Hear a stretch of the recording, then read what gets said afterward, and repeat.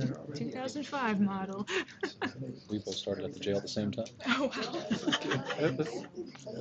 Which when you say it doesn't sound that long, right? I know. Sounds like it was just 2005, 21 years ago. Yeah.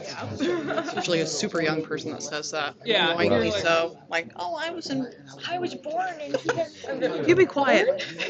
Born? I'm sorry. The 1990s were only 5 years away, right? Yeah. Right, yes. Yeah. Do the background stuff, but Live in the roaring How are you? 20s. I'm good. Again. Yourself? Not too Yep. bad.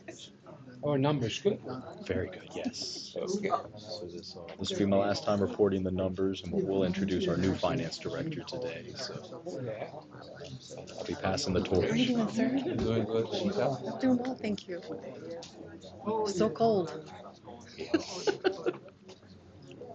some days she went out the door. Everybody went out the last week. To the breakfast, man. She went out and she came Sorry. She went announcements recording. Yes. in that direction.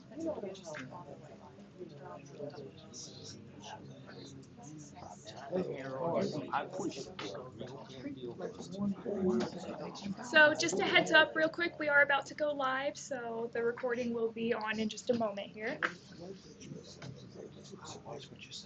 Yeah.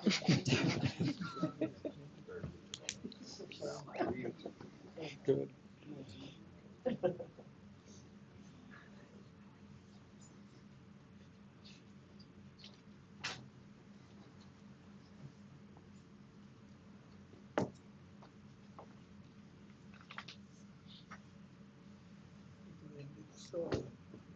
Good evening, good evening. I call the Prince William-Manassas Regional Jail Board meeting to order.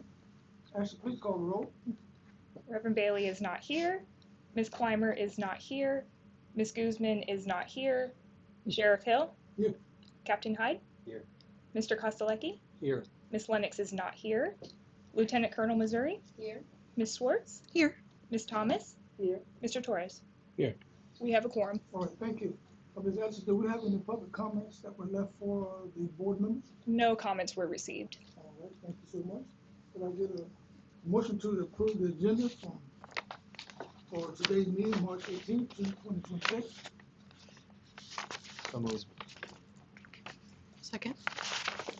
Okay, Oh, second. second, all right. Any questions? All in favor? Aye. Could I get a motion to approve the minutes of our last regular meeting that we had on January 21st, 2026? So move. Second. Second, all right. Any questions? All in favor? Aye. All right, thank you. Superintendent? Thank you so much. Thanks for being here today. First, I'd like to start off by announcing a new Director of Financial Services, Ms. Nicole Cuccio. She retired from the federal government with 30 years. She has a wealth of experience and knowledge. She has a master's of business administration, a master of science in accounting and finance, and we're definitely glad to have her on the team. And she's going to kind of keep us aligned. Her budget that she maintained or she managed was $2.5 billion. So I think our little $63 million budget is going to be something easy for her to handle, hopefully. But thank you, and I'm glad to join the team. And thank you, I'm happy to be here. It looks like a wonderful environment, and I feel like part of the family already. Thank you so much. Superintendent, before you start, I need to announce that we are live on YouTube. I'll make the announce that. All right, thank you. All right, thank you. If you can turn to page 10 of your pamphlet.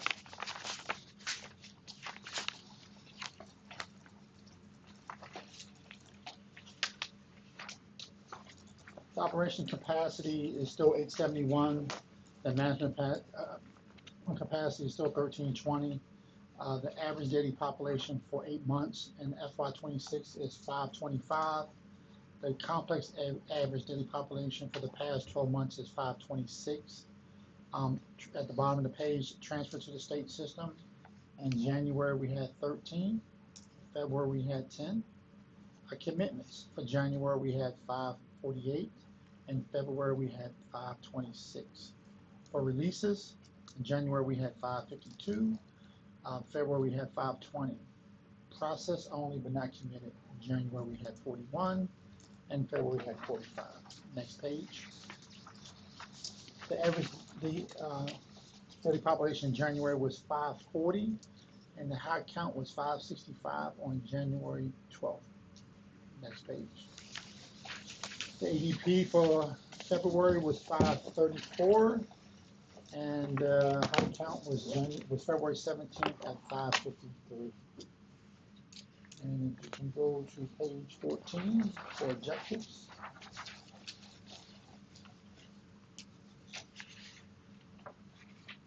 The first objective is we are currently advertising on the following sites: governmentjobs.com, facebook.com, salary.com, and monster.com, indeed.com, linkedin.com, ziprecruiter.com, and handshake.com, and glassdoor.com.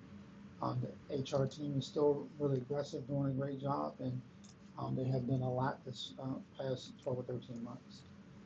The prison rate, PREA, we had one unfounded inmate harassment, one substantiated inmate harassment, and 3 unfounded staff harassments. Objective number 3, training.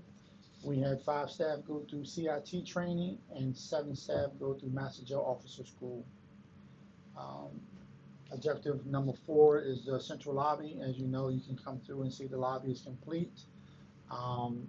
It's safe, is efficient. We think that some of the staff that come through, or the volunteers that come through, or the attorneys that come through are enjoying it. It seems like it's a seamless process, and it's a lot safer for the staff that work in there. Objective number 5, since October 19, 2021, we have gave out 885 boxes of Narcan, and we currently have 68 inmates on medicated-assisted treatment. And go to the quarterly report, page 17.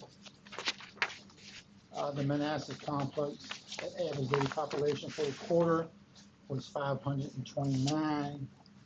Go to page 17. The central building population remained stable with an average population of 379. The main building average population was 146. The workforce average population was 4. The work release program still remains closed, and that was as of June 25. The modular building is still closed. Go to the next page. Monthly transfers to DOC. November we had 4. December we had 8. In January we had 13. In February we had 10. If you go to page 19, this is the complex average daily population of commitments for the past 24 months. This is a graph. And on page 20, the average number of commitments for fiscal year 26 has been 595. And next page is 21. The average daily population for FY26 has been 525. That's all the data with the report I have to report out. I do want to talk about, I did have a 1-year PowerPoint put together. I'm gonna wait till May to present that. We don't have some of our drill board members that are signed as usually come. I was waiting to present that to everybody. But I do want to cover some stuff about vacancies. As of today, so when I took over in February of last year, we had 88 we had 88 total vacancies, 71 was sworn. That total vacancy was 21.7%. As we sit today, we have 1 sworn vacancy and 6 civilians. So our vacancy count is at 1.7%. So the HR staff, Captain Cortez and his staff, they did an excellent job of recruiting folks and hiring folks and trying to retain folks. So in my main presentation, we would talk about a lot of different things we've done over the past year to recruit and change the morale of the staff that want to stay here and be here. So that's all I have. Unless I have any questions for me. For the record, make sure Reverend Bailey is marked present. She got me. She didn't. I'm gonna put it on the record. Superintendent, you said that obviously the higher recruiting has been a big determinant in reducing the vacancies. Yes. How about retention? Has that also increased? Um, the retention drop is 1.2%. It's not good in what I thought the year before was 18 point something percent. Now it's like 17 something Okay. percent. So we did improve. I'm hoping now that things slow up, and I think the numbers should get better. In corrections, we always have folks that need to go Yeah. to different jobs. Yeah. Like we had a guy just leave to go to Secret Service. Mhm. We had 2 go to the Sheriff Department. We had 1 go to the PD Department. So we're going to have that turnover, but we're hoping things leave. We're looking at that data to make sure that people are not leaving to go to other jails, right? Especially ones in Northern Virginia. So we trying to pay attention to that. But we think the morale is a lot better. People want to be here. And that's our goal. And in the May presentation, we will talk about some of the stuff we've done over the past year. I think with the sign-on bonus we got, the retention bonus, and working with the county exec to stay competitive in Northern Virginia, because I don't want to be training grounds for the sheriff departments in Northern Virginia, because traditionally in the past, they would hire law enforcement to go to work the sheriff departments, but now they've taken that certification as a jailer, and that's a problem. So we don't want to lose folks to Loudoun, Arlington, Alexandria, Fairfax, and stuff like that. So, do you have a numerical goal for retention? Aside, so this agency this size, you're talking about 405 staff. I'd like to be under 10%. Okay. For the year. I know traditionally when I talk to county HR, we hovered around 14% for a long time. So I like to be 14%. Okay. So it's a strong goal, but I think we can do it. Okay. I think we can do it. Thank you. Any other questions for the superintendent? There was a recent classification study done. How would the jail officers and other officers fare on their Yeah, so they did a civilian study. So we do have a lot of civilian staff here, like 85 civilians, so they will probably be getting something out of that. In terms of the sworn staff, the county exec he's recommending to the county board supervisor 8.2% raise, and we still can get our 3% merit on the anniversary. So there's 11.2. I think it puts us in the conversation of being competitive. The problem I have with it is that we sometimes finish our budget cycle before other jurisdictions in Northern Virginia. So it might keep us right in the middle, but then we might be off the mark. We don't know what Fairfax is doing, what Arlington is doing. They might start off at like 70, 71, and then now we 5,000 or 6,000 off the mark. So that's the conversation I had with him, is that we lock in at 66, and I think starting side would be 66.5 potentially, which is right now it looks solid, it looks good, it's a competitive, but we don't know what the other jurisdictions are going to do. This being so like the market. Traditionally in Northern Virginia, the PD departments paid a little bit more than the sheriff departments, so that's okay. But I don't want to be too far behind that staff is willing to leave us to go somewhere else for $7,000, $8,000, $9,000. So I know they recommended 74 for starting salary for PD. For PD. For PD. Yeah, for PD. And PD got that. So they're getting the 19% raise. And that's one of the things that I can't be a part of a union, so it's just me and sometimes Sheriff Hill's that's battling for those raises for staff. They have attorneys and reps and stuff to help fight for stuff like that. So I just want to just stay in the market. I don't want to be last anymore. Keep us in the middle somewhere, right? You can't be number one. I'm not expecting that, but we got to stay in the middle somewhere. So we don't know.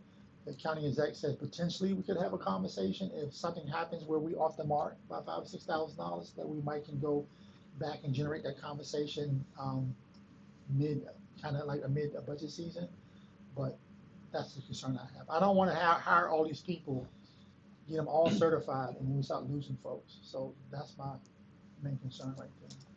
Yeah. If we did our job, let's invest into them and let's keep them.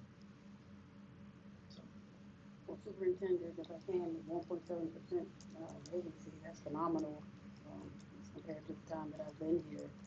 Um, I believe, and is it correct that you've surpassed the other, jails in the region in your vacancy number? Yes, yes. We haven't been this way since 2016. We had 9 vacancies in 2016, so a decade ago. So, Any other questions for the superintendent? Question, I do have a question for you, superintendent. What's the status on work release? work release. So we have academy class that's graduating next Friday. So if y'all can come in and attend, that'd be great. This is going to put in a position where I think we have 90 something certified people in 13 months. Yeah, so just this fiscal year, we've had 41 already complete the academy. Yeah, so Currently with 26. these 27 potentially, we're going to be almost 40 staff. So now we can start backfilling our specialty spots and getting them full. We want to give those people a couple of months on shift to kind of get training and stuff like that. They have to do it, some night training, some day training. So our goal is sometime this spring is to open it back up in terms of work release. The problem is we don't have, like, if you look at our report, we average about 4 people on workforce. We don't have a lot of people that's going to qualify for it. So we ran that whole building with several staff members and only having averaging like 5 or 6 people over there. So I kind of closed it down, took them folks, put them in HR because I knew we was going to be hiring a lot of people in terms of support and stuff. So we're going to try. We're going to try. It's just the court's got to send us some people that qualify for the program, and you know, we definitely can do it because we think it's a valuable thing because people already can have jobs, they can be taxpayers, they can pay back their fines and court costs and different things like that. So yeah, we encourage the program. Yeah. All right. Any other questions for the superintendent? Good response. Good response. Good. All right. Can we get a budget update? All right, this will be my last time doing the budget update. Once again, welcome Ms. Puccio, and then Ms. Thomas also welcome to the jail board as well. Those that are following along, we'll turn to page 32, please.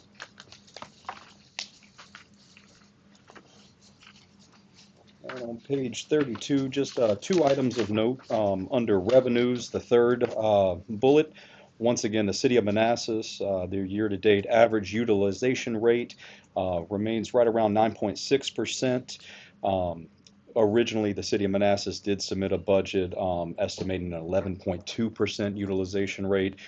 Therefore, we do expect to send that overpayment back to the city of Manassas at the end of the year.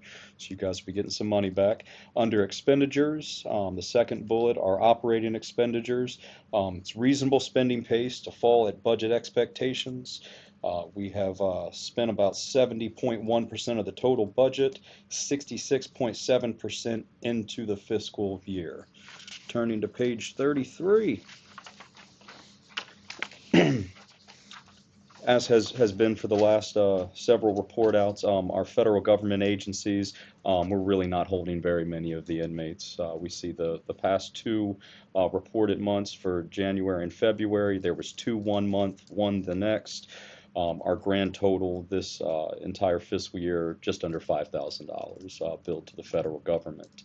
But looking ahead, if we go down to the bottom of page 33, our FY 2027 budget, which will begin this July 1, we're kind of in the middle of that budget season. Currently, things are open for the Board of County Supervisors, public hearings, the proposed budget, tax rates, and fees. April 7th, there is a budget recap. April 14th, the budget markup, and then the date to circle and star on your calendar. April 22nd is when the budget will be adopted. Going to page 34, what have we asked for? What have we proposed in this budget? Mr. Torres, I believe you had asked about the compensation adjustments. As the superintendent said, for the sworn personnel, we're looking at an 1.2% scale adjustment, 3% step increase. The step increase is based on the yearly evaluation. So for our sworn staff, they're evaluated either July 1 or January 1, just depends on hire date. And then for our civilians, based on that pay study, it just depends on where they fall. Most of our civilians are going to be a pay band B, C, or E. Just depending on the pay band, that's going to determine the percentage that they get. Typically, it'll be between 3% and 1.5%.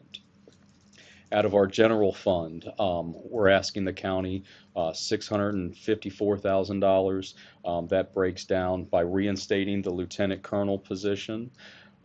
Under safety and security, we have our RFID and our Corrections 1 annual licensing. Corrections 1 saves us a lot when it comes to in-service. We do a lot of online training. And then leasing the Piedmont building, which is what houses our internal affairs compliance, as well as our training department. Then we've asked for just over $4 million out of the ADC fund. The biggest line item you see there is to modernize these elevators. They get a lot of usage, especially our freight elevators. We serve 3 meals a day for the inmate population. Upgrades to fleet, kitchen equipment. There's some outside lobby brickwork as well. So we hope April 22nd, all of those items get approved. Moving ahead to page 35 has our breakdown of our commissary budget. For this particular report out, there's nothing to report as far as any disclosures falling between that $2,500 and $4,000 range. We have currently spent just over $319,000 of our $908,000 commissary budget. Moving on to page 36, you see our commissary account balance is remaining strong, just over $1.9 million. That's been pretty consistent month over month. The inmate trust account, we ended February with $74,506 in the inmate trust account.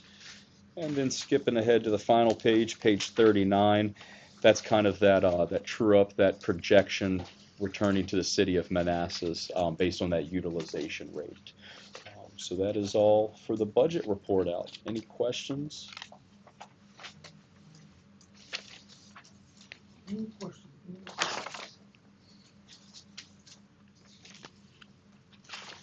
Thank you. Thank you. Anything you want to add to that, Superintendent? Anything? No, you did a great job. Thank you. Jail board members comment. I'll start with you, Reverend Bailey. Well, yeah, I had my comment. I ditto what Deputy Chief said about the vacancy rate. That's incredible. It's also what you promise. You keep your promises. Good job. Thank you.